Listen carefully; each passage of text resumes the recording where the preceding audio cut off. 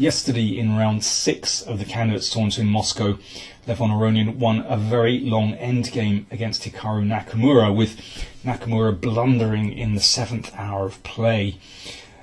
The question that everyone's been asking is, was the game winning anyway for Aronian? And I'm going to try to answer that.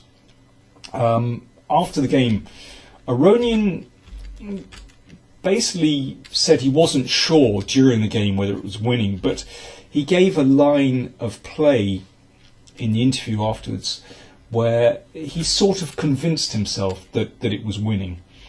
So what I'm going to do is I'm following the exact moves that Aronian gave, and then we'll kind of take it from there.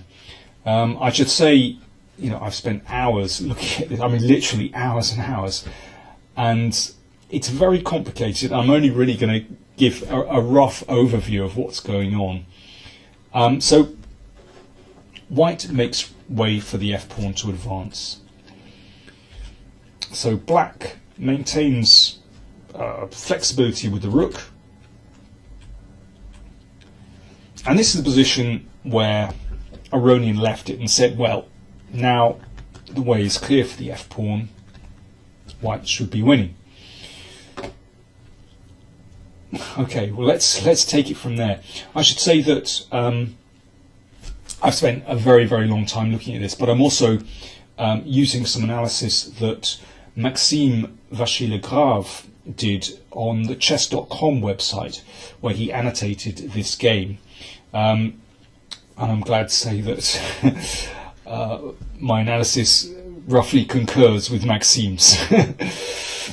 So the rook maintains maximum flexibility. That's important. So it can still come back and hassle white's king from the side, but also from behind as well. Standard defensive procedure in rook and pawn endgames. So the pawn advances, f5. And now a check. And rook f1, so it forces white to make a decision with the f-pawn. Otherwise, you've always got to take into account e6. So the pawn advances. And now if king h7, then I think the king starts to wander in. And I'm sure that is winning for white. So it's a little bit counterintuitive to put the king on f8. Normally you always say the king should go to the short side, not into the middle, but it seems like this is the only possible defense, because if the king comes forward, then king e8 blocks out white's king, and the point is that if the rook comes across to hassle, then you can simply check the king away. That's very important. So rook a4, threatening mate on a8.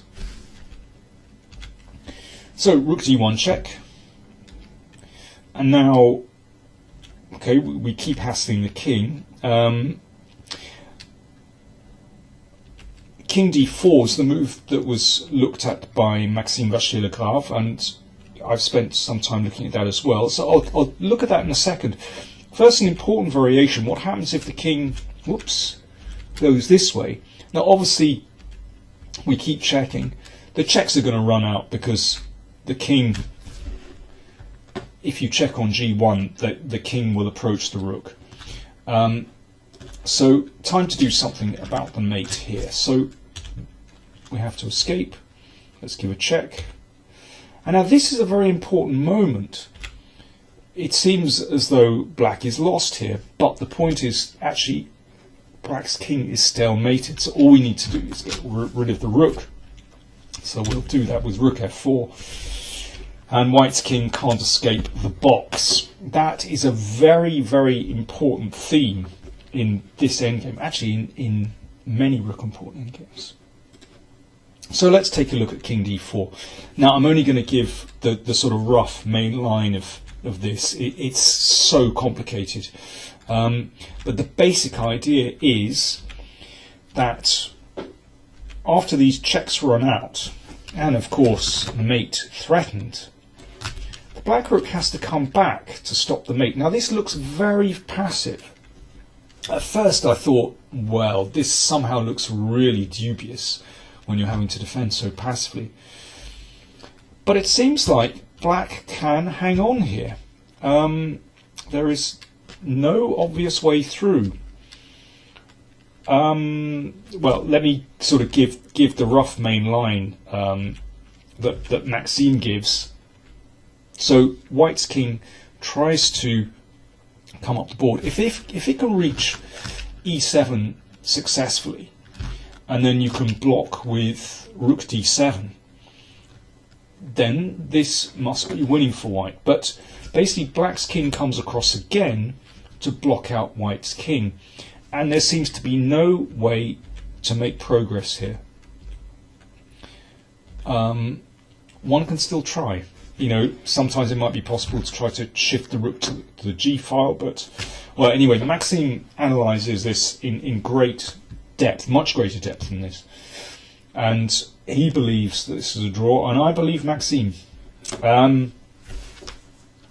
So very, very complicated, and in a way it's a moot point whether Nakamura could have drawn this or not. It seems to me that a pretty normal result if after 7 hours someone makes a hideous blunder in an endgame.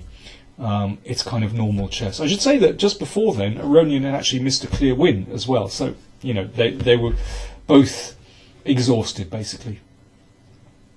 But I've been digging around in this endgame, and I found a very, very similar endgame, which I've been analysing and I find absolutely fascinating, with some very similar themes. And well, let's take a look. So this game is between Bahadur Jobava. We know him very well from Georgia, against Yakup Bayram, who's a Turkish player, and this was played 14 years ago when Jobava was very young, in a Turkey against Georgia match. Now Jobava is a pawn up, and well, it's basically the same endgame, except the rooks are in slightly different positions. Well, let's see what happened. Jobava advanced with f5, and now the rook gave a check. So you can see it's a bit different here because the rook cuts off white's king along here, and I think there might be a way to draw this, but if I have time we'll look at that. But let's look at the game continuation. So rook h4, and I think this should be losing now. Let's have a look. f6, and now e6. So it seems as though white is winning, and I think he is actually. So the basic idea is if the pawn is taken, then this one advances and it's going to be a queen. But black found a remarkable defence, rook h1, and I believe that there's only one winning move in this position. First of all, let's look at the game. Jobava played the most natural looking move, king g2, attacking the rook. I mean, you're attacking the rook, you've got these pawns here, it looks completely winning, but after rook e1, I think this position is actually drawn. It's remarkable. So what's the big idea? Well, the big idea is stalemate once again. If e takes f7, you'll see the king has no moves here. So all black needs to do is get rid of the rook. Now you don't do it by taking rooks here. Of course, pawn takes, turning it into a queen will be stalemate, but of course you can get a knight or a bishop and win in that way. So black has to play rook g1, but this is good enough to draw. White would very much like to put the king on f8. Let me just show you the main line. If the king goes to f8 with everything unscathed, then you can imagine a king on f8, and then black will have still a move with king h8, so white would win. But unfortunately it can't get there successfully, because in this position you can still take the pawn, and that is still stalemate. Unbelievable. So in this position, e takes f7 will be a draw. Same applies to e7 actually. Basically you keep checking, and all you need to do is give up the rook, and the king can't escape here. But Jabava tried something very interesting. He found rook h8. Now this comes so close to winning. This is remarkable in itself. And after e takes f7, you can see that black's rook can't actually retreat to stop the pawn. But there is still a defence. King h7. Once again, stalemate comes to black's rescue, because if white makes a queen, you'll see the king is still stalemated, so you just check and you give up the rook. The king can't escape from the box actually, so it's going to be a draw. But Jabava tried one last thing. He played king f2. Still tricky. Well, let's suppose the rook moves away. In this case, white would win.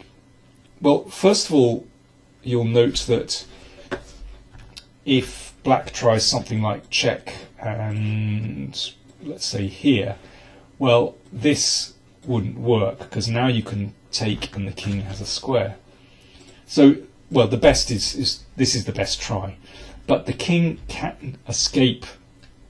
Taking, of course, is stalemate, but the king comes up the board. Well, first of all, you can see that again this idea, you have to be very careful. That wins for white. So the rook checks from behind. Now queen c5 wouldn't work actually. Would it work? That might work actually. Anyway, this is the clearest way. This is the clearest way. And in this position, the king finds shelter because after rook e2 check, you take with the queen, and after that, it's checkmate. Beautiful stuff. So, rook a1 would actually lose, but black can still draw with rook e5. Threat, rook f5, followed by rook takes pawn and rook takes pawn. So white has to make a queen, and the king is stalemated. White's king is still in the box, and that's going to be a draw. There's no escape. Unbelievable. Let me go back. So we just looked at king g2, which I think is drawing after rook e1. But I think king e2 is winning for white. So, first thing is, it stops rook f1, it stops rook e1. And curiously, the threat now is not to play pawn takes pawn, because that would leave black in the stalemate position. It's also not to play e7 for the same reason. White's real threat here is to play rook e7, winning that pawn and avoiding any stalemate tricks. For example, after rook h2, okay, black can give checks, the king advances. Now rook h5 doesn't help black, because you'll notice now all these moves are threats, because black will be able to move his h-pawn, also be able to move the king to g6, so it won't be stalemate. So that really doesn't work. And if rook h1, hoping that white will take on f7 or play e7, the winning move for white, as I mentioned earlier, is rook e7. So avoids stalemate tricks, and then you can simply take on f7 and those two connected pass pawns will win. So I think king e2 is a winning move here. If I go back further, I think black is still drawing in this position. Instead of rook h4, I've spent hours looking at this. It's ridiculous. I've wasted my entire day, but in a very beautiful way. I think rook a3 check is drawing. I mean, this is mad. I could be completely wrong. But here are my thoughts. I thought I'd better just start recording because I was just getting completely lost in rooks and pawns kind of floating around my head. I think this is drawn like this. And so we check the white king far away, and here again we have this position e6. Now you've got to be careful here. It's not stalemate yet, and that king might well wander. If you keep checking the king, it might well wander into e7, and that will be winning. But I think black draws with rook f1. This is such an unbelievable move. Point is that in this position, well, king to e7 is kind of a threat, but rook e7, as before, is also a threat. But I think rook f1, I think it's the only move to draw, actually. Because this kind of forces a decision, because now black is just threatening to take this pawn. And e7 will arrive at this stalemate position, so we just start checking with the rook.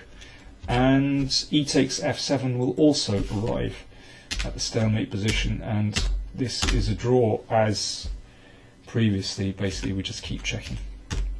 But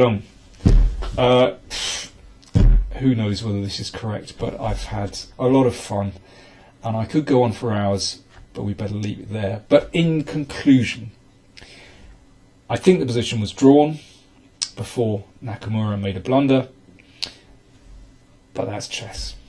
And my other conclusion is rook and pawn endgames are extremely tricky. Thanks a lot. Bye now.